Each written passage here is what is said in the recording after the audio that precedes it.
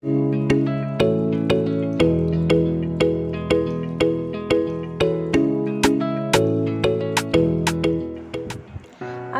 আলাইকুম। নতুন রান্নাঘর চ্যানেল থেকে সকলকে শুভেচ্ছা।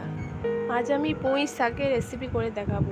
তো এখানে আমি 500 গ্রাম মতো পুঁই শাক নিয়েছি, 250 গ্রামের মতন কুমড়ো নিয়েছি, 100 থেকে 150 গ্রামের মতন মসুর ডাল। তো দেখুন আমি কিভাবে তৈরি করছি। গ্যাসের মধ্যে আমি প্যানটি বসিয়ে দিয়েছি। তো 1 কাপ পরিমাণ মতন আমি জল দিয়ে দিচ্ছি। ডালটাকে আমি ধুয়ে নিয়েছি, এবার দিয়ে দিচ্ছি। এর মধ্যে আমি 4টে কাঁচা লঙ্কা চিরা দিয়ে দিচ্ছি। ডালটা ফুটে উঠলে ওর মধ্যে আমি কুমড়োগুলো দিয়ে দিচ্ছি। ঢাকনা দিয়ে ঢেকে দিচ্ছি। 15 থেকে 20 সেকেন্ডের পর আমি ঢাকনা খুলে দিচ্ছি। দেখুন আমার ডালগুলো সেদ্ধ হয়ে গেছে। এবার আমি 1 চামচ পরিমাণ মতন লবণ দিয়ে দিচ্ছি।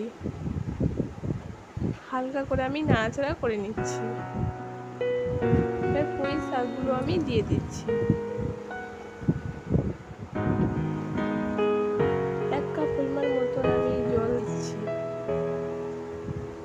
প্রথম থেকে শেষ পর্যন্ত স্কিপ না করে দেখুন। এবার আমি ঢাকনা দিয়ে ঢেকে দিচ্ছি। 7 থেকে 10 সেকেন্ড পর আমি ঢাকনা খুলে দিচ্ছি। তো হালকা করে আমি নাড়াচাড়া করে নিচ্ছি।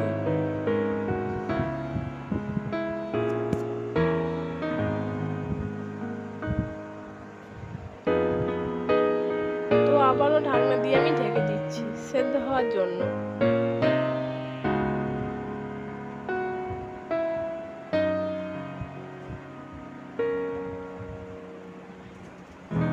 পাঁচ মিনিট পর আমি ঢাকনা আবার খুলে দিয়েছি। তো নাড়াচাড়া করে নিচ্ছি। দেখুন আমার সেদ্ধ হয়ে গেছে। এবার আমি তুলে নিচ্ছি। তো গ্যাসের মধ্যে আমি প্যান বসিয়ে দিয়েছি। 1 চামচ পরিমাণ মতন সরষের তেল দিয়ে দিচ্ছি। 2টো শুকনো লঙ্কা, রসুনের ফোড়ন দিচ্ছি। তো আমি ভালো করে ভেজে নেব। রান্না করা পুঁই শাক দিয়ে দিচ্ছি। এই রেসিপিটা যদি ভালো লাগে লাইক সাবস্ক্রাইব করে দিন।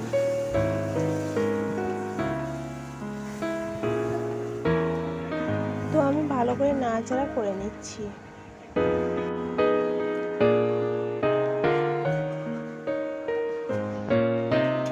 এবার আমি 1/2 চামচ পরিমাণ মতন জিরে গুঁড়ো দিয়ে দিচ্ছি।